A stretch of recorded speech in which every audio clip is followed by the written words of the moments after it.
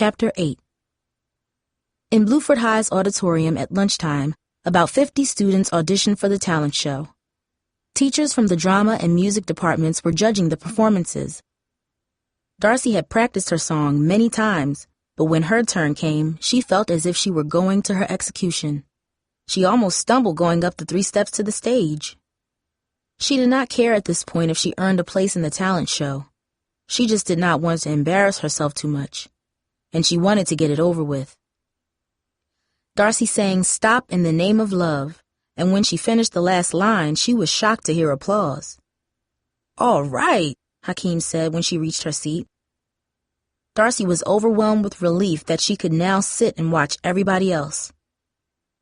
A sophomore performed spoken poetry filled with the rhymes straight off a rap CD. A number of students clapped when she finished. A freshman boy performed an embarrassingly bad comic skit involving a puppet, and there was hardly any applause at all. Then, finally, it was time for Hakeem to go on stage. He strode towards the stage with authority, his guitar on his back. He stood silent a moment, his head down. Then he brought the guitar around, strumming out a pounding rhythm to a song Darcy had never heard him sing before. "Gotta live until I die. Don't nobody take me out before my time. Gunshots in the night, you know this can't be right. Listen up, take my hand, help me when I make my stand. Gotta rise, gotta sing, sing so strong. Drown the sorrow with my song. Take back the day, take back the night. With our hearts and our voices, we'll win this fight." The applause began during the song, and kids were clapping their hands and stumping their feet to the driving cry of anger and pain. Darcy knew what Hakeem was trying to say in his song, but she wondered if the other students understood him. Not everyone had seen Royland get shot, and many kids were too young to know Russell Walker, the boy who was gunned down last year. Still, as she watched, Darcy could see that Hakeem was stirring the crowd with his guitar and his voice. Slowly, one by one, the students stood up, pressing their palms skyward in a gesture of enthusiastic approval. Their faces told Darcy they were not just supporting the young man on stage. They were also cheering for his tribute to all the shattered lives on the street, all the little kids afraid to go out and play, all their friends and relatives who had suffered, all the young people who had paid the ultimate price. Darcy felt tears streaming down her face. She was so happy for Hakeem. She had been hoping and praying he would do well, but she never expected such a performance and such a reaction.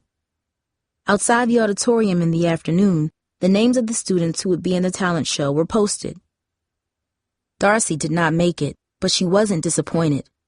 She enjoyed singing, but she didn't like public solos. Hakeem would of course be in the talent show. Students crowded around him, congratulating him. "You were wonderful," Darcy said, managing to get through his other admirers. Hakeem smiled and winked, but all the attention appeared to make him a little nervous. He was stuttering a bit. He escaped to the track to get in some laps. Darcy's dinner with her father was that evening, and as the time drew near, her anxiety increased. She sat in the front window of the apartment waiting for the silver Toyota to pull up. He came at 10 minutes to 6, and Darcy jumped up. "I'm going now, Mom," she said. Her mother had the night off. "Have a nice time, sweetie," Mom replied. As Darcy sat down in her father's car, she noticed right away that Dad looked more fit than when he first arrived in town. He was trimmer and also more neatly dressed. "Hi," Darcy said, buckling her seatbelt. "You look like you lost some weight." A nervous smile raced across his face. "Yeah, I've been working out at the gym, trying to lose my spare tire and get back some muscle tone. Been laying off the cheeseburgers, too." "That's good," Darcy said. "It's healthier." She felt so stiff, so awkward. She could not have felt worse if she were going to dinner with Mr. Keenan, her English teacher. "You're looking good, Darcy. A little too skinny, maybe. Do you like Chinese food?" "I think so," Darcy said. "I haven't had much of it." "I know a nice little Chinese restaurant. Healthy and delicious," Dad assured her. He seemed as nervous as she was. It was hard to believe this was the warm, funny father Darcy used to love being with when she was 11 years old. It was as if those 5 years he was away had dug a huge chasm between them, and neither of them knew how to jump across. "How's school going, Darcy?" he asked. "Okay, I'm doing okay and everything. I just finished my astronomy project and the teacher liked it." "I suppose you have lots of nice friends," he said. "A few." 5 years ago, Darcy would have told him about Hakeem, but talking to him now about something personal seemed as awkward as sharing make-up secrets with a stranger. Darcy felt deeply sad. She wondered if it would be this way from now on, if something had happened in those 5 years that could never be repaired. They pulled into the restaurant parking lot and went into a small, lovely place with dramatic paintings of red dragons on the walls. The chairs were red leather and wonderful fragrances floated from the kitchen. After they were seated, Darcy looked at the menu. "I guess when I think of Chinese food, I think of chop suey or something." Dad smiled. It was his first real smile since the evening had started. Darcy realized all this was even more difficult for him than it was for her. He was the bad guy. He carried the guilt for what had happened. "This one, number 4, that's excellent," he said. Darcy read the English section of the menu. Garlic sautéed scallops and shrimp, seasonal greens, eggplant, Szechuan. "It sounds good," she said. "I just hope it doesn't taste like something Aunt Charlotte would serve up." Darcy heard an odd noise, and she looked up to see her father laughing. She laughed a little, too. Apparently, Dad remembered those once-a-month treks to Aunt Charlotte's and how the family would spend the whole trip home dissing the awful food. "Oh, my," Dad said, shaking his head sympathetically. "You still go over there, do you? And she's still making those concoctions." "Yeah," Darcy chuckled. "She takes all these gourmet cooking classes. She's smart and everything, but it never comes out right." "Do you remember the octopus?" Dad asked. "Yeah," Darcy said, starting to laugh again. "I couldn't get my fork into that rubbery thing. And Jamie, she was about 5, I think, and she goes, 'What's this stuff?' And Aunt Charlotte says, 'It's a delicacy, it's octopus.' And Jamie starts throwing up under the table." "And the cucumber soup," Dad gasped, wiping his eyes after tears of laughter. "And the fish that smells so bad the people in the next townhouse complain," Darcy giggled. For just a few minutes, it was like old times, but then Darcy remembered the distance between them. To break the awkward silence that suddenly set in, Darcy asked, "How's your job?" "Good. I sell men's clothing, you know.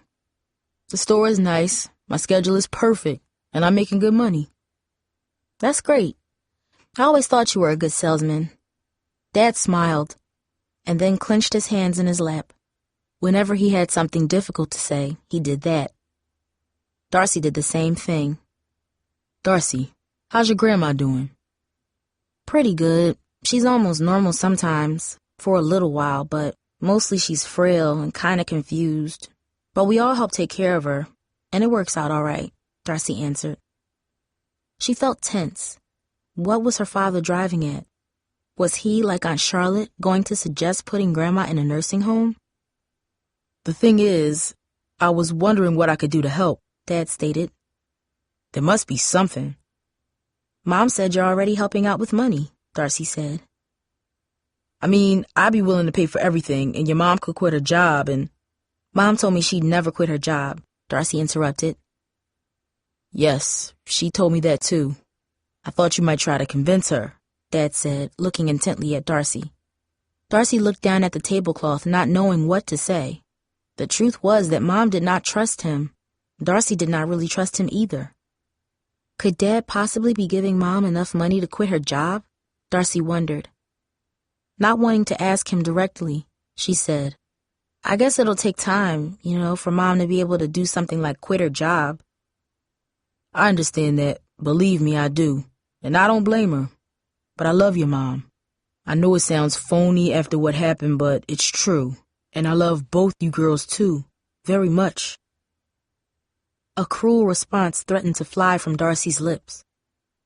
"Oh, really, Dad? Is that why you ran away with a 24-year-old woman? Is that why you abandoned us?" But she said nothing. "I know I haven't acted in a loving way," he went on. "I can't take away the hurt I caused. It happened.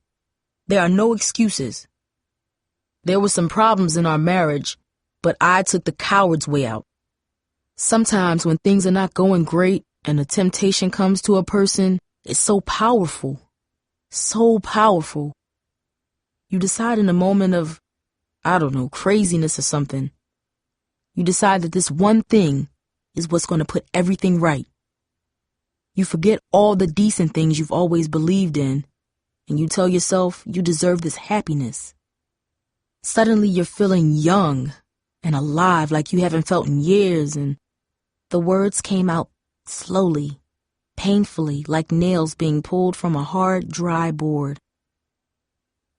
And then when the fire dies out, you're left with the ashes. Then you ache with guilt, and you realize you've hurt the people dearest to you, and you can't take it back. Darcy noticed that her father's eyes were bright with unshed tears. "Why didn't you come back sooner, Dad? You just up and disappear for 5 years and expect everything to be all right?" Darcy asked. No, that's not it. Darcy, I just didn't have the courage to face what I'd done to my family, and I started drinking. I crawled into the bottle because I was a coward. I was in and out of a dozen detox centers. Every time I decided to come home, I'd lose the courage again. I'd think to myself, what does that family need with a worthless drunk? Haven't I hurt them enough? Then I'd drink myself blind again. And then one day, I guess it was a stroke of fate, maybe a blow from the good Lord, I got stabbed in an alley, and I almost bled to death. He pointed to a scar near his left eye. Almost got blinded. I decided to get sober and stay sober, and somehow I did. And then, when I was sure it was for real, I came home. "Well, Dad, I don't know how all this is going to play out. I'm not even sure how I want it to go. But for what it's worth, I'm glad you decided to come back," Darcy said. He reached over and grasped her hand, giving it a squeeze. It was the first time her father had touched her since the goodbye hug those many years ago. After dinner, Darcy and her father had another cup of coffee. "Maybe your mom and I will go for counseling," he said. "I know things can't go back to the way they were, but I'll do anything it takes to become part of this family again. I'd like to take care of my family the way I used to. I'd like a chance to make up, to try to make up." His voice shook as he spoke. He was a big man, and there was something terrible about hearing his voice shake. It was like seeing a mighty oak tree waver in the wind, making you wonder if almost anything in the world might crash at some point.